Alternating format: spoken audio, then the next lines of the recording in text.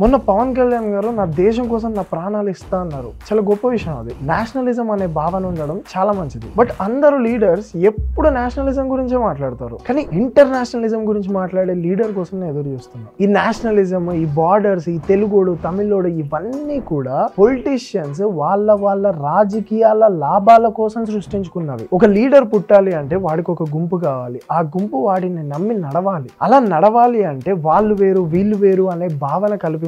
వీళ్ళకేదో అన్యాయం జరుగుతుంది అని చెప్పి చూపించాలి. సో ఇలా ఈ నేషనలిజం, ఈ బార్డర్స్, వాళ్ళు వీళ్ళు అనే భావనలు వచ్చేసాయి. అట్లీస్ట్ నేచర్ విషయంలో అయినా మనం ఇంటర్నేషనలిజం ని ప్రమోట్ చేయాలి. అరే చిన్న లాజిక్ రా, నీ కంట్రీ నాశనం అయిపోయింది, ఓవర్ పొల్యూటెడ్ అయిపోయింది, దానివల్ల ఓజోన్ లేయర్ కి బొక్క పడితే యూకే, యూఎస్ లాంటి డెవలప్డ్ కంట్రీస్ కి బొక్క కాదా అది? నీ కంట్రీలో విచ్చలవిడిగా చెట్లను కొట్టేస్తున్నారు, పక్షులను చంపేస్తున్నారు. అది నీ కంట్రీ వరకేనా? మొత్తం గ్లోబ్ కి ఎఫెక్ట్ కాదా? అసలు ఈ కంట్రీస్ అనే భావన పోయి నేచర్ అనే భావనకి రావాలి.